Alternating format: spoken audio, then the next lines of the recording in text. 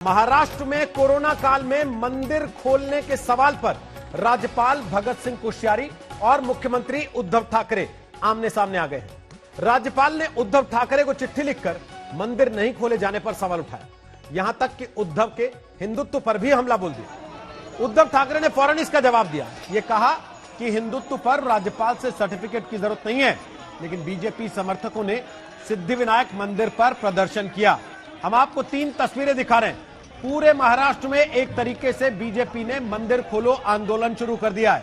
पुणे, मुंबई, शिरडी, हर जगह पर बीजेपी के कार्यकर्ता उतरे हैं मैदान में और यह कहा जा रहा है कि सरकार मॉल तक खोल देती है, लेकिन मंदिर खोलने से परहेज कर रही है। और इसी के बहाने उद्धव ठाकरे और शिवसेना के हिंदुत्व पर भी बीजेपी ने करारा हमला बोला है। हालांकि संजय राउत, शिवसेना के नेता, वो ये कह रहे हैं कि धीरे धीरे सभी चीजें खोली जा रही हैं। जब प्रधानमंत्री खुद ये बात कह रहे हैं कि एहतियात बरता जाए, अभी कोरोना का खतरा टला नहीं है, फिर कोरोना के वक्त में इस तरह की बातें करने का मतलब क्या है?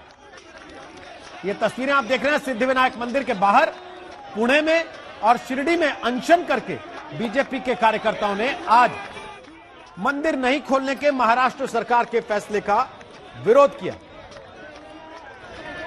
तो एक तरफ बीजेपी का विरोध प्रदर्शन और दूसरी तरफ राज्यपाल की चिट्ठी, जिसके जवाब में उद्धव ठाकरे ने भी राज्यपाल को जवाब देते हुए कहा कि हमें हिंदुत्व पर आपसे सर्टिफिकेट की जरूरत नहीं है और मंदिर या धार्मिक स्थल खोलने के पहले कोरोना का ध्यान जरूरी है।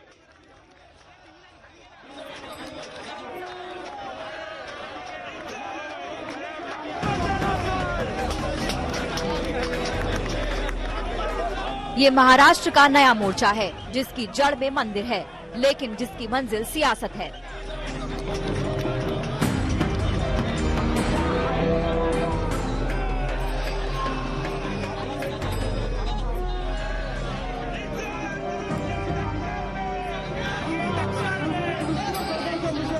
कोरोना काल में मुंबई के सिद्धिविनायक मंदिर का कपाट तो बंद है, लेकिन मंदिर के बाहर कोलाहल है। बीजेपी सड़कों पर है और मंदिर का द्वार खुलवाने पर आमादा है। ये सरकार हिंदुत्व को ठेचने का बात कर रही है। ये हिंदुत्व को मारने की बात कर रही है। ये हिंदुत्व को मारने की बात कर रहे हैं।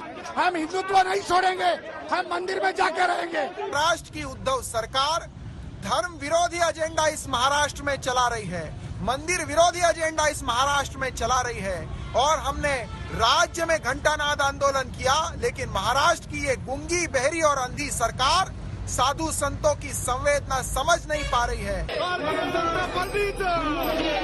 भारतीय जनता पार्टी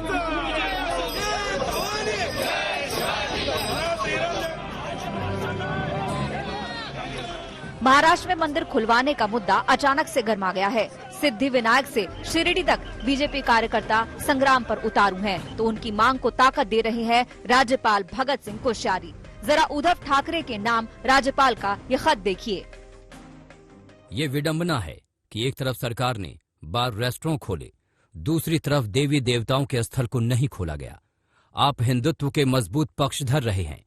आपने भगवान राम के प्रति भक्ति व्यक्त की।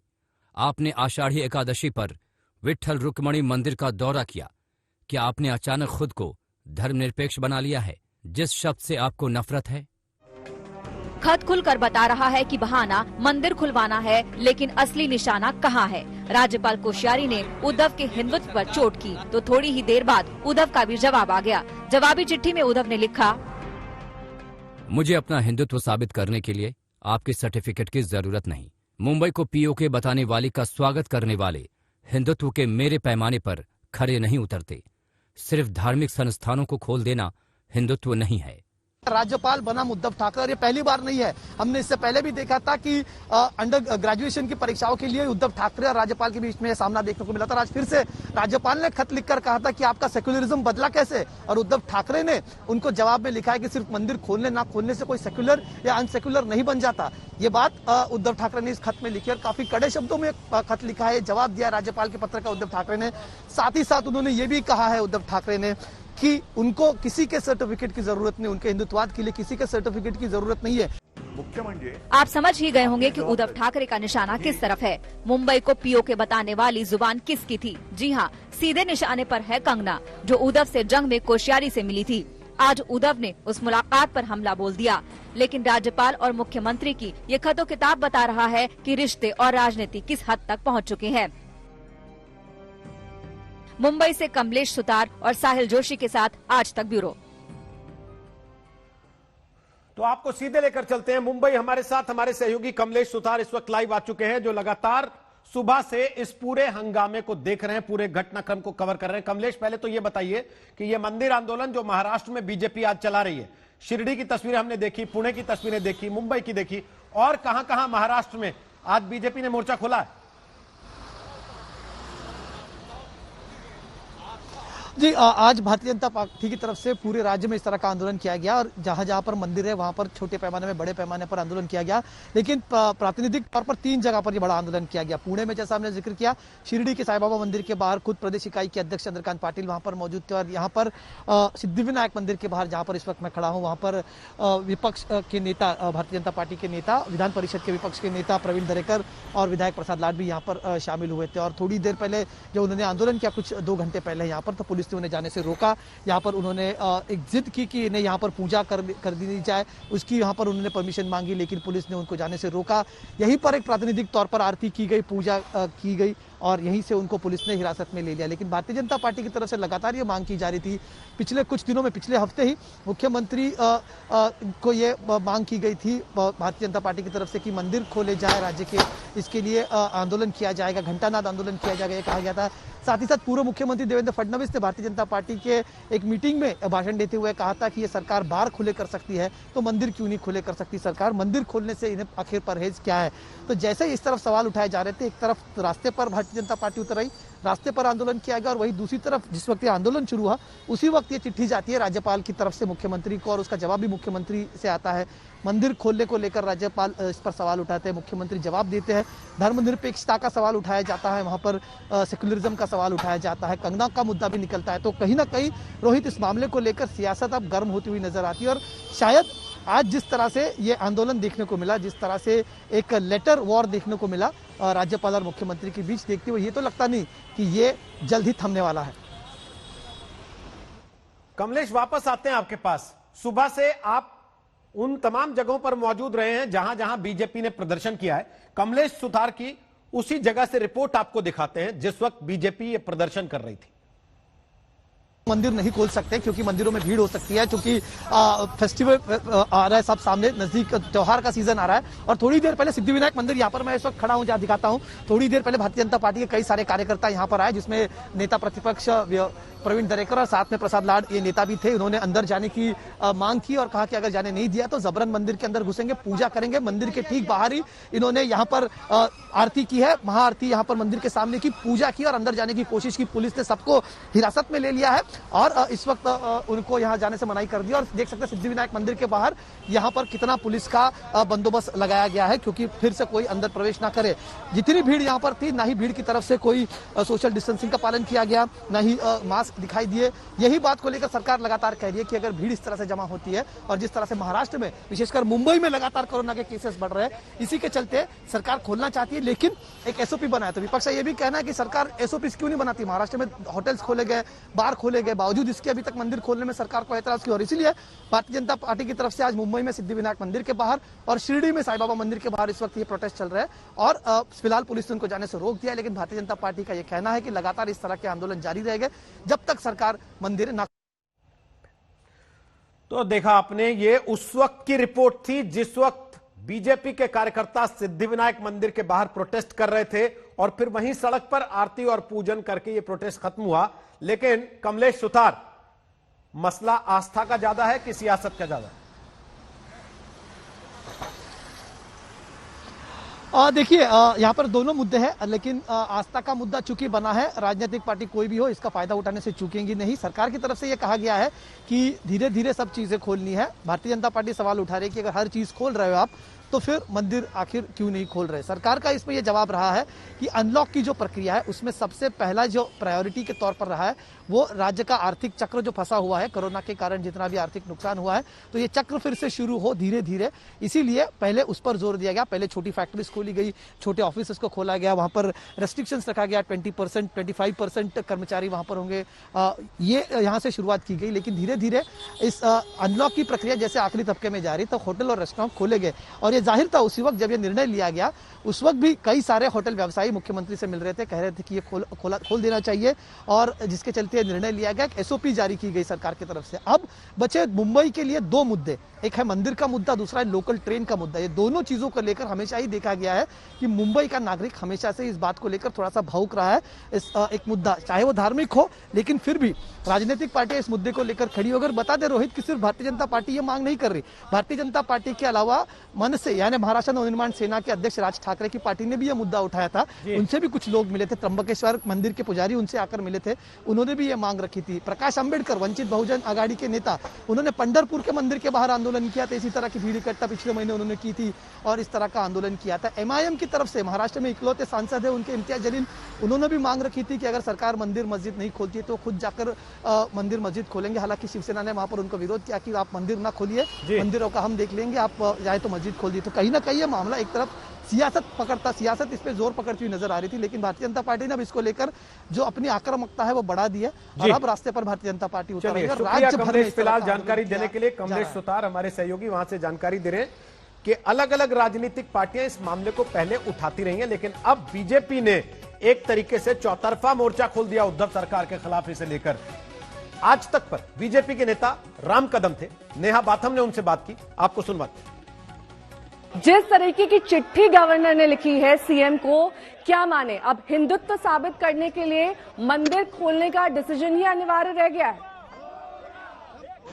देखिए, मैं आपको आरंभ में बता दूं कि केवल मात्र भाजपा के कार्यकर्ता नहीं, ये वे सारे लोग हैं जिनकी भगवान के प्रति आस्था है, श्रद्धा है, वे सारे लोग सड़क पे उतरे हैं, समूचा संत समाज सड़क पे उतरा है और महाराष्ट्र के लगभग सभी की ये मांग है कि मंदिर खोले जाए। जब बियर बार खुलते हैं, वाइन शॉप खुल जाती है, मुंबई में, महाराष्ट्र में कोई भी ऐसी कोई शेष वस्तु नहीं बची जो खुलने की बाकी है। वो तो आर्थिक दृष्टि से खोले जा रहे हैं, उससे सबसे ज्यादा रेवेन्यू कलेक्शन होता है, कैसी तुलना कर रहे हैं आप?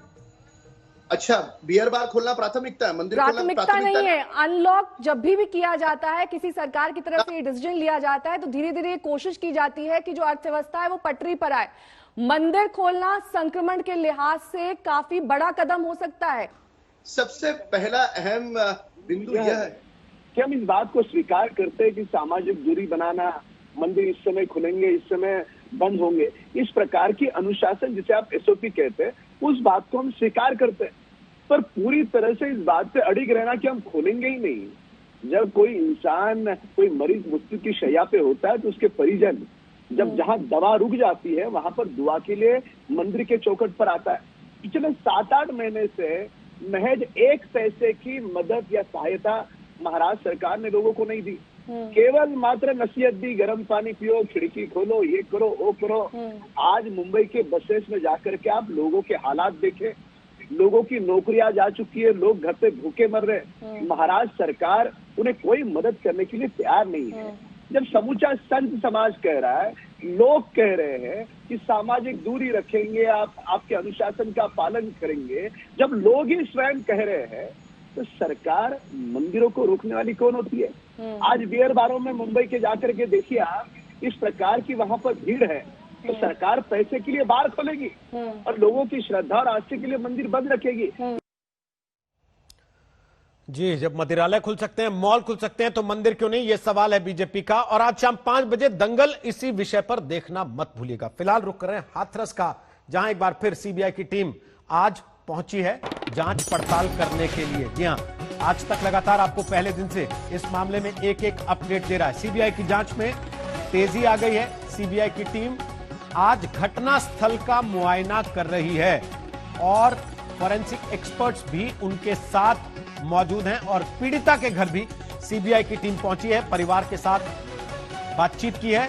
14 सितंबर की घटना के दौरान मां और भाई कहां थे, क्या कर रहे थे, उनको घटनास्थल पर बुलाकर उनसे वहां भी आज पूछताछ की गई है।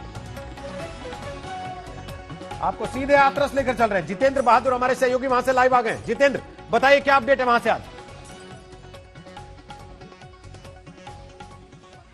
देखिए रोहित, 11:30 बजे के आसपास सीबीआई की टीम बुलगढ़ी गांव यहां पर पहुंची थी और यहां पर लगातार वो छानबीन कर रही है। सबसे पहले 11:30 बजे सीन ऑफ क्राइम वाली जगह पर सीबीआई की टीम पहुंची थी और वहां पर उसने करीब 2 से ढाई घंटे का समय वहां पर पूरा छानबीन की, जिसमें उनके फॉरेंसिक एक्सपर्ट के लोग भी मौजूद थे। इसके अलावा परिवार के 2 सदस्यों को भी सीन ऑफ क्राइम वाली जगह पर सीबीआई की टीम ने बुलाया था। वहां पर पीड़िता के बड़े भाई और उनकी मां को बुलाया था।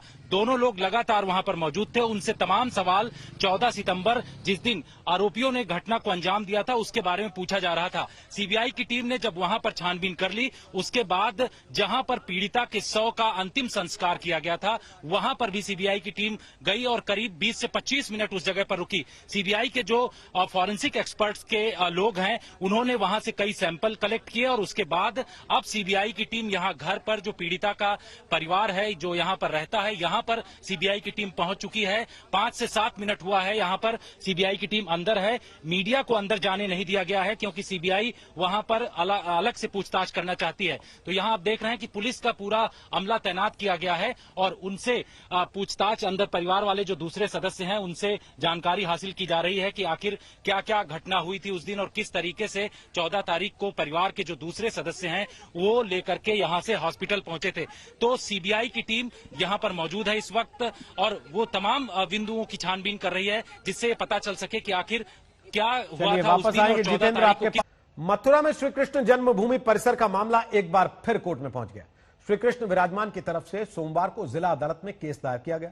इस पर 2 घंटे सुनवाई भी हुई और कोर्ट ने मामले को 16 अक्टूबर की तारीख अगली सुनवाई के लिए दे दी।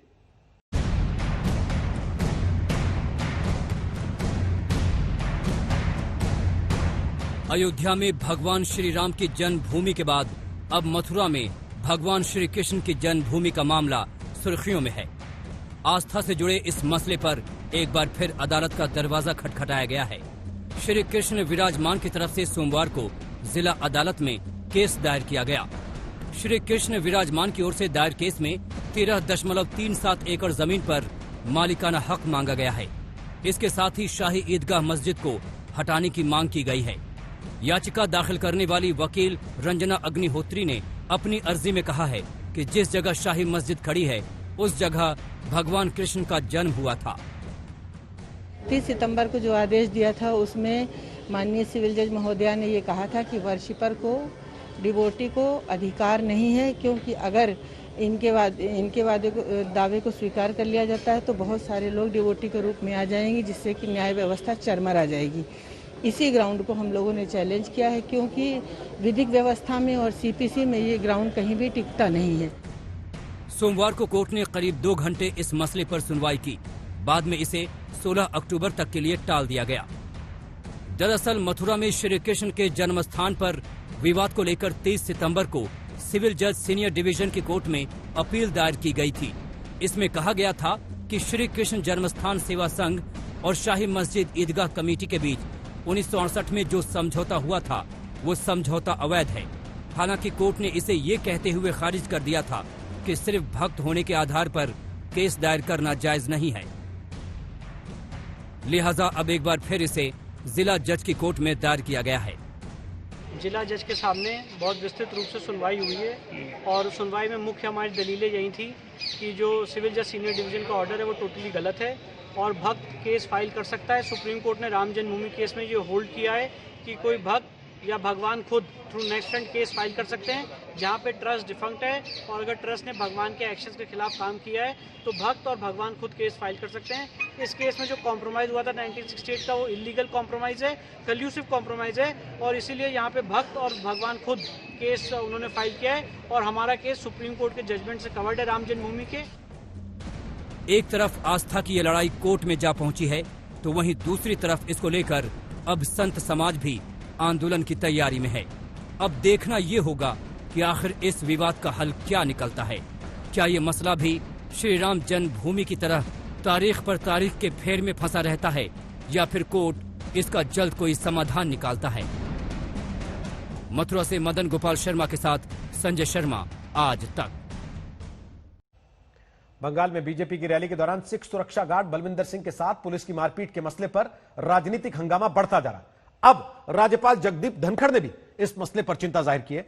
उन्होंने इसे अपमान का मामला बताते हुए जरूरी कार्रवाई का भरोसा दिया।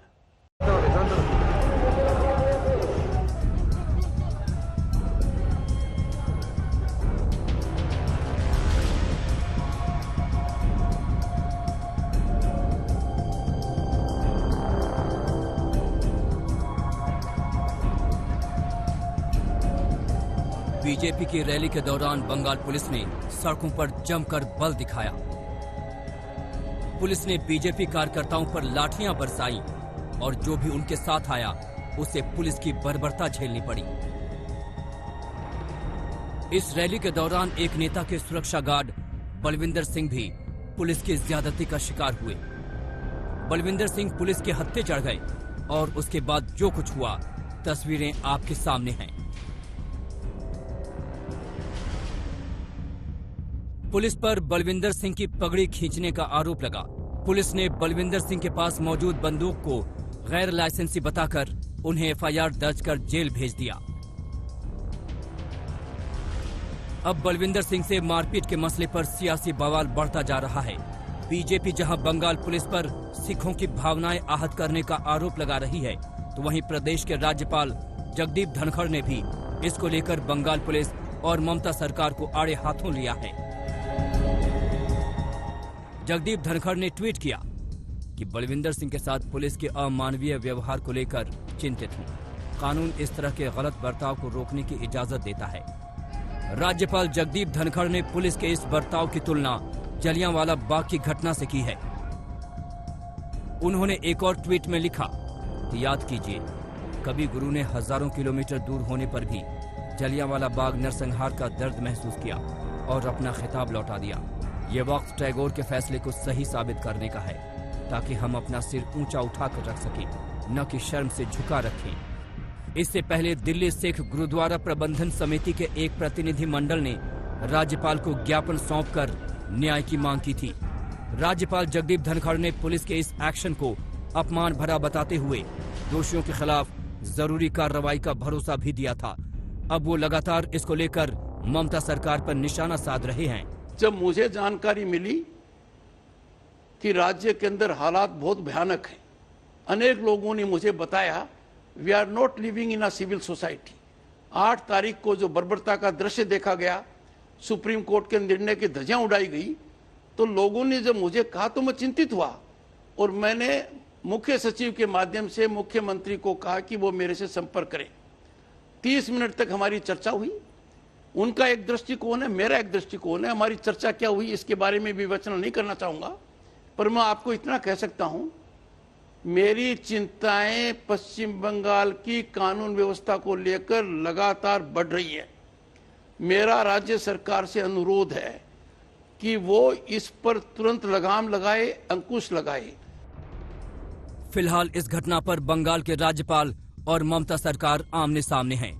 मारपीट का ये मसला आने वाले दिनों में दोनों के बीच टकराव की नई वजह बन सकता है। साथ ही सिख समुदाय की नाराजगी भी आने वाले दिनों में ममता सरकार को भारी पड़ सकती है। मनोज्ञा लोईवाल के साथ आज तक ब्यूरो। और इस वक्त की सबसे बड़ी खबर आपको बता दें, हाथरस से आ रही है, जहां सीबीआई की टीम पीड़ित परिवार के घर पहुंची है। आज सुबह से सीबीआई की टीम हाथरस के बुलगड़ी गांव में मौजूद है, जहां घटनास्थल का मुआयना सीबीआई की टीम ने किया है और वहां पीड़ित परिवार के सदस्यों को भी, लड़की की मां और भाई दोनों को बुलाया गया था और वहां उनकी मौजूदगी में सीबीआई की टीम ने घटनास्थल का पूरा मुआयना किया है। अब सीबीआई की टीम पीड़ित परिवार के घर पर मौजूद है और साथ ही साथ अंतिम संस्कार वाली जगह का भी मुआयना सीबीआई की टीम ने आज कर लिया। तो लगातार सीबीआई की जांच में तेजी आ रही है। हाथरस की घटना के बाद 2 ही दिन पहले उत्तर प्रदेश की सरकार ने सीबीआई को मामले की जांच सौंपी थी।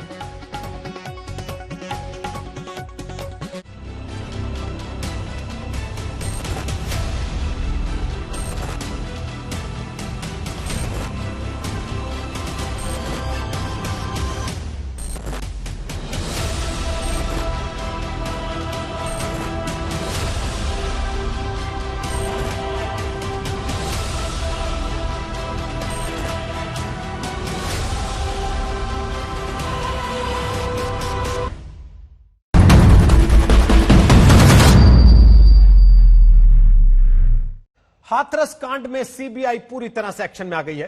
केस संभालने के 3 दिन बाद पहली बार गांव पहुंचकर सीबीआई की टीम ने क्राइम सीन का मुआयना किया और पीड़िता के परिवार से जानकारी ली। सीबीआई ने मौका वारदात की वीडियोग्राफी भी की है।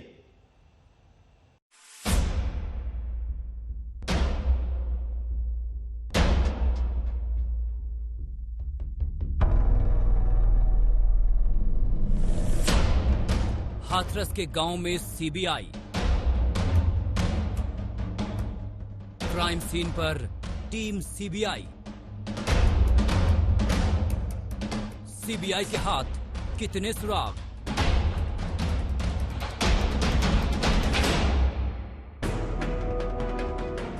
अब मिलेगा हाथरस की बेटी को इंसाफ। देश की सबसे बड़ी एजेंसी आज पहली बार बुलगढ़ी गांव पहुंची। पीड़िता के गांव पहुंचते ही सीबीआई टीम सीधे मौकाए वारदात पर पहुंची और क्राइम सीन का मुआयना किया। टीम लीडर सीमा आहूजा खुद मौके पर मौजूद थी। 14 सितंबर को इसी बाजरे के खेत में वारदात हुई थी। सीबीआई की टीम इस वक्त उस मौकाए वारदात पर पहुंच चुकी है। आज तक की टीम भी यहां पर मौजूद है। आपको सीधे तस्वीरें, लाइव तस्वीरें आज तक यहां पर आपको एक्सक्लूसिव तस्वीरें दिखा रहा है कि किस तरीके से यहां पर सीबीआई के जो अधिकारी हैं वो यहां पर पहुंचे हुए हैं। कि यहां से करीब 50 मीटर की दूरी पर जो मौकाए वारदात वाली जगह है वहां पर सीबीआई की टीम जा रही है और यहां पर पूरा छानबीन करेगी, क्योंकि सीबीआई इस पूरे मामले में लगातार पिछले 2 दिनों से हाथरस में कैंप कर रही है और सीबीआई के अधिकारी जो यहां की लोकल पुलिस है उन लोकल पुलिस के जरिए पूरी इन्होंने रिपोर्ट यहां पर हासिल की है और उसके बाद आगे छानबीन कर रहे हैं। मौका वारदात की तफ्तीश से पहले सीबीआई टीम पूरी तरह से तैयार थी। 3 दिन पहले केस संभालते ही सीबीआई की टीम एक्शन में आ गई थी। पहले एफआईआर दर्ज की और फिर डॉक्यूमेंट्स जुटाने का काम शुरू हो गया। 2 दिन से सीबीआई चंदपा थाने से सारे दस्तावेज जुटाती रही। इतना ही नहीं, सीबीआई ने केस से जुड़े तमाम अफसरों से भी बातचीत की। क्राइम सीन पर आने वाले सीबीआई ने सारे दस्तावेजों का अध्ययन भी कर लिया।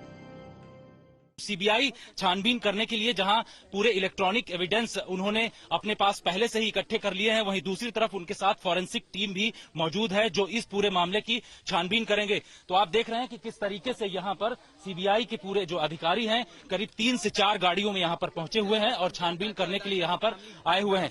आप सीधे विजुअल देखिए किस तरीके से सीबीआई के जो ऑफिसर्स हैं वो यहां पर अभी जो यहां की लोकल पुलिस है उनके साथ मंत्रणा कर रहे हैं और मंत्रणा करने के बाद आगे जो सीन ऑफ क्राइम वाली जगह है, आप यहां विजुअल देख रहे हैं, सीमा पाहूजा और जो दूसरे ऑफिसर्स हैं सीबीआई के वो यहां पर पहुंच रहे हैं और आगे की तरफ जा रहे हैं। 2 यहां पर महिला अधिकारी सीबीआई की हैं। इसके अलावा जो सीबीआई के करीब 15 ऑफिसर पूरे इस टीम मौजूद हैं।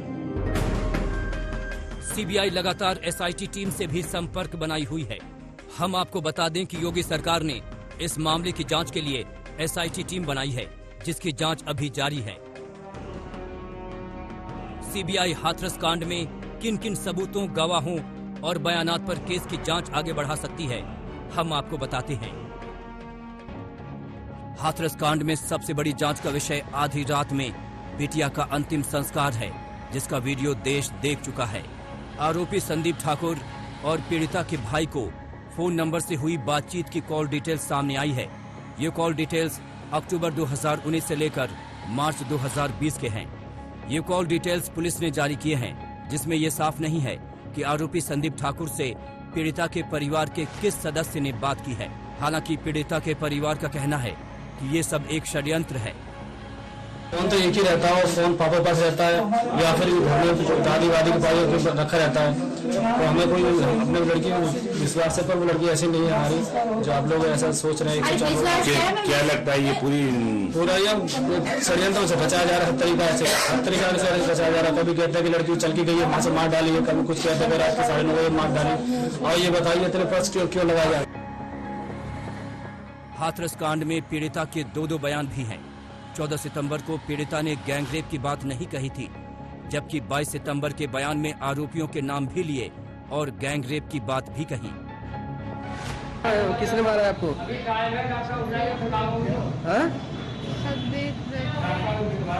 किसने? और किस बात को लेकर? कोई बात नहीं, हम तो घास ले गए थे, फिर अब मैं ले रही थी तो अंदर ले गया मुझे और गला दबा दिया। मेरी जबरदस्ती करने की कोशिश, मैं तो मना करी सोच के गला दबा दिया। जिस दिन आपकी चोट लगी है उस दिन रेप हुआ है? अच्छा, दोनों ने किया था, कोई और भी था? वो दोनों थे और बाकी सब भाग गए थे। अच्छा, बाकी सब भाग गए थे। मम्मी को देख के। अच्छा, मम्मी को देख के भाग गए थे। तो आप उस समय होश में थे? थोड़ा सा होश था। थोड़ा सा होश था। अच्छा अच्छा, तो रेप हुआ आपके साथ? हम आपको बता दें कि पीड़ित पक्ष ने जिन 4 लोगों के खिलाफ गैंग रेप और हत्या की रिपोर्ट दर्ज कराई थी वो चारों न्यायिक हिरासत में हैं। इस बीच अलीगढ़ जेल में बंद हाथरस कांड के मुख्य आरोपी संदीप ठाकुर ने 8 अक्टूबर को हाथरस के एसपी को एक चिट्ठी लिखी थी जिसमें उसने खुद को बेगुनाह बताया था। वो सच है, मेरे बच्चों ने लिखा है, मुझे तो मालूम नहीं, बच्चों ने लिखा है तो वो सच है, बच्चों के बीता है कि सच है। बच्चों ने कोई गुनाह नहीं किया है, उसके भाई ने, उसकी माँ ने किया है, मेरे बच्चों ने कुछ गुनाह नहीं किया। इसके अलावा 8 अक्टूबर को पुलिस की तरफ से क्राइम सीन का एक वीडियो जारी किया गया है। इस वीडियो में 4 हंसियां दिख रही हैं, चप्पल और दूसरा सामान भी है। पुलिस का कहना है कि ये वीडियो वारदात के दिन यानी 14 सितंबर का है और वारदात के कुछ देर बाद का है। एसआईटी सबूत के तौर पर इसे सीबीआई को सौंपेगी। जितेंद्र बहादुर सिंह, हाथरस, आज तक। सीबीआई ने आज पीड़ित परिवार को मौका वारदात पर ले जाकर उनसे जानकारी ली, लेकिन परिवार अपनी बात पर कायम है। इंसाफ मिलने के बाद ही अस्थियों का विसर्जन करने की जिद पर अड़ा है।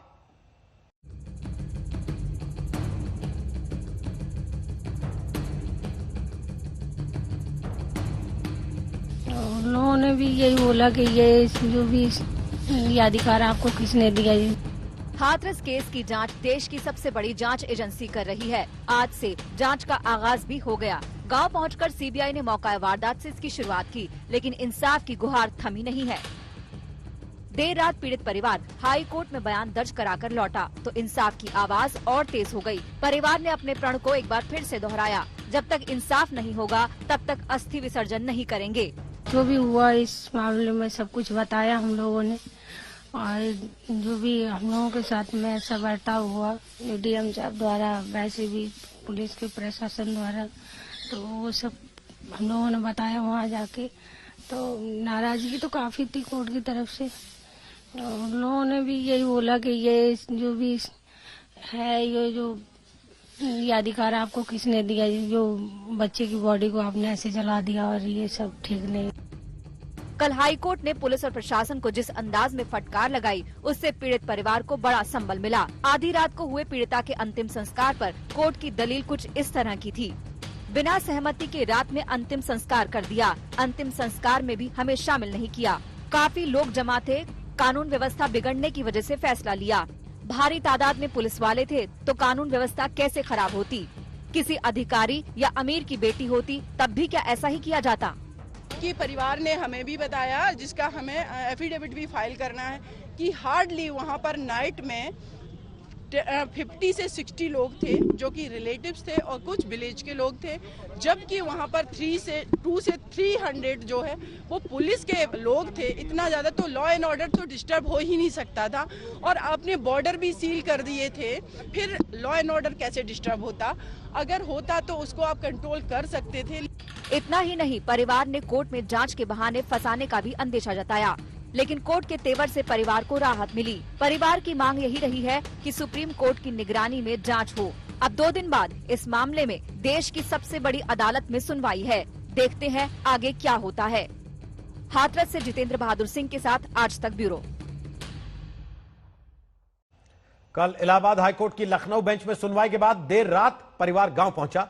परिवार को भले ही सीबीआई जांच पर भरोसा नहीं है, लेकिन कोर्ट के रुख से हिम्मत जरूर मिली। पिता की भाभी इस वक्त हमारे साथ बातचीत करने के लिए मौजूद हैं। कल कोर्ट में किस तरीके से इन्होंने अपनी बातें रखी हैं, आज तक के साथ इस वक्त मौजूद हैं। ये बताइए कि कोर्ट ने आपसे क्या क्या पूछा और आपने अपनी किस तरीके से बात रखी, पूरा विस्तृत जानकारी आज तक के दर्शकों को बताइए। वहाँ यही सब पूछा गया, मम्मी पापा से, भाइयों से, मेरे से भी पूछा, तो जो भी हुआ इस मामले में सब कुछ बताया हम लोगों ने। और जो भी हम लोगों के साथ में ऐसा बर्ताव हुआ डीएम साहब द्वारा, वैसे भी पुलिस के प्रशासन द्वारा, तो वो सब हम लोगों ने बताया वहाँ जाके। तो नाराजगी तो काफी थी कोर्ट की तरफ से। उन लोगों ने भी यही बोला कि ये जो भी है, ये अधिकार आपको किसने दिया, जो बच्चे की बॉडी को आपने ऐसे जला दिया, और ये सब ठीक नहीं है। इस वजह से इसको लेकर के सवाल कोर्ट की तरफ से भी उठाया गया कि पीड़िता का शव क्यों जलाया गया रात में, ये तमाम चीजें कही गई। हाँ, ऐसा बोला गया कि ये तो अधिकार माँ बाप का होता है, तो ये तो नहीं करना चाहिए था, और आप लोगों ने ऐसा क्यों कर दिया। इसके बारे में काफी पूछताछ की गई वहाँ पे। 5 सीनियर अधिकारी भी मौजूद थे, उनके बारे में कोर्ट की क्या टिप्पणी थी? आप लोग वहीं पर मौजूद थे। अब ये चीज तो वहाँ कोर्ट की तरफ से उन लोगों से भी पूछा गया। अपनी सफाई में तो सारे लोग बोलते ही हैं, तो वही सब पूछा उन लोगों से क्या हुआ कैसे, तो बोला मस्जिद को लेके ऐसे होने वाला था, इस वजह से ऐसे बॉडी को लगा दिया हम लोगों ने। तो काफी नाराजगी थी। कानून व्यवस्था का हवाला उन्होंने दिया था, आप लोगों ने भी अपनी बात रखी कि कितने पुलिस वाले मौजूद थे, किस तरीके से आपने बताया उनको कि हम लोगों को मौका नहीं दिया गया प्रशासन की तरफ से? वो लोग तो बोल रहे थे कि हाँ 400-500 हमारे घर में आदमी लोग थे, और इतने बाहर से 2-4 हजार लोग बाहर से आने वाले थे, दंगा फसाद करने वाले थे ऐसा। तो जैसे आपने भी यही बात बोली वहाँ पे कि अगर उस दिन आपने इतनी भीड़ को कंट्रोल कर लिया तो अगले दिन 2-4 घंटे में कुछ बिगड़ नहीं जाता। अगर आप अगले दिन बॉडी जला लगा देते, अगर परिवार वाले अपनी इच्छा अनुसार करना चाहते थे तो क्यों नहीं करने दिया।